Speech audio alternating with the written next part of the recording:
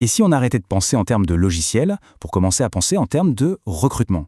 Imaginez un instant, le prochain membre de l'équipe n'est pas une personne, mais une intelligence artificielle qui bosse non-stop. C'est exactement la promesse d'OpenClaw et on va décortiquer ça ensemble. Voilà la question qui change tout. On ne parle plus d'acheter un simple outil, mais bien d'intégrer une force de travail quasiment infinie, surtout pour toutes ces tâches répétitives qui nous plombent. Pour un dirigeant d'entreprise, c'est une proposition de valeur qui forcément fait tilt. Attention, c'est super important de bien saisir la différence. Un agent autonome, ce n'est pas un chatbot amélioré. Un chatbot, ça répond. Un agent, ça agit. Il suit un cycle. Il réfléchit, il choisit un outil, il passe à l'action, il regarde le résultat et il continue. C'est cette capacité à faire qui change complètement la donne. Cette phrase résume tout, parfaitement. On passe d'une IA passive, qui attend nos questions, à une IA active. OpenClaw, il ne nous fait pas que répondre. Il lit des fichiers, il peut gérer un agenda, lancer des commandes, et surtout, il a une mémoire de tout ce qu'il fait. Bon, maintenant, passons aux choses sérieuses. Concrètement, comment est-ce que cette technologie peut vraiment booster la productivité d'une boîte? On va jeter un œil à quelques exemples qui tournent déjà, en ce moment même. On commence par la finance. C'est souvent là qu'on trouve le plus de tâches manuelles, pas vrai? Eh bien, des utilisateurs ont branché OpenClaw sur leurs outils comptables. Et le résultat est assez bluffant. La machine rapproche les factures à 3 heures du matin, elle envoie les relances de paiement toute seule et signale les comptes en retard. Ce témoignage, il est génial. Il illustre parfaitement le retour sur investissement de dingue. En automatisant la gestion des factures et les relances, on ne fait pas que gagner du temps.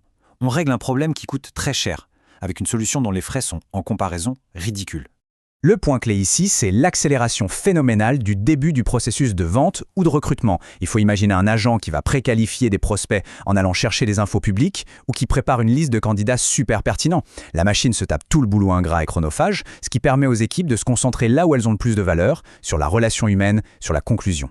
Ah, voilà une autre application qui va parler à tous les managers. Ce temps perdu après chaque réunion, rédiger le compte-rendu, créer les tâches. Et si tout ça, c'était complètement automatisé? Ce process en 4 étapes, ce n'est pas de la science-fiction, c'est déjà une réalité.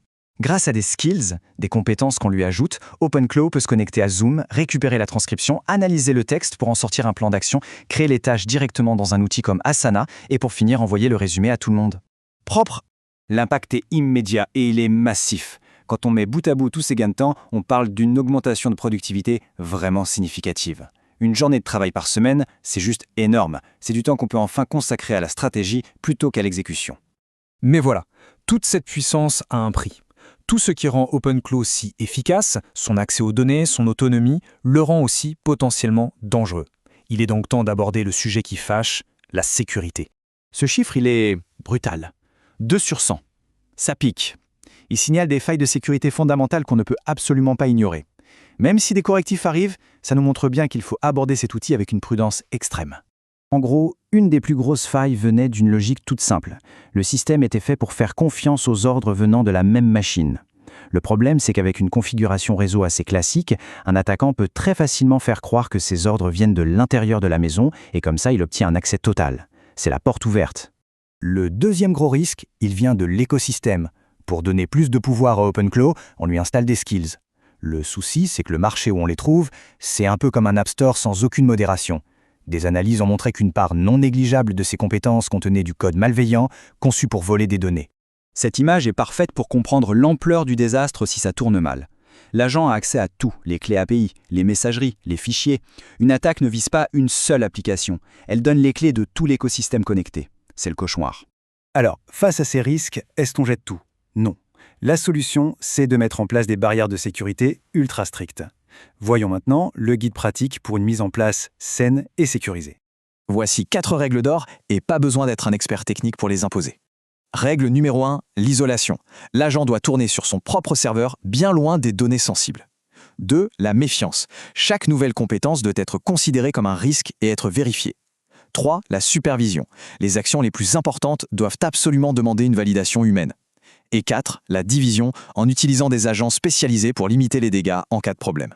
Voilà le point central. Avant même de rêver à tout ce que l'agent peut accomplir, la première question doit être qui a le droit de lui parler et à quoi a-t-il le droit de toucher?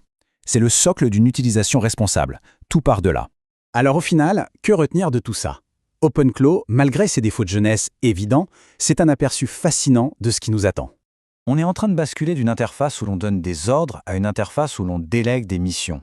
On ne dit plus à la machine comment faire, mais simplement quoi faire.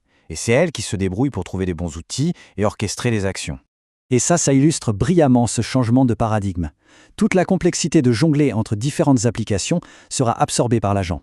Le travail humain va pouvoir se concentrer sur l'objectif final, pas sur la manipulation des outils pour y arriver. Et c'est la question stratégique que tout cela soulève pour l'avenir. Si on délègue toutes les tâches opérationnelles à des agents, le rôle du management va radicalement changer. Il ne s'agira plus de gérer des personnes, mais de concevoir, de superviser et de sécuriser une véritable équipe d'agents numériques. Une réflexion sur laquelle je vous laisse méditer. Merci d'avoir suivi cette analyse.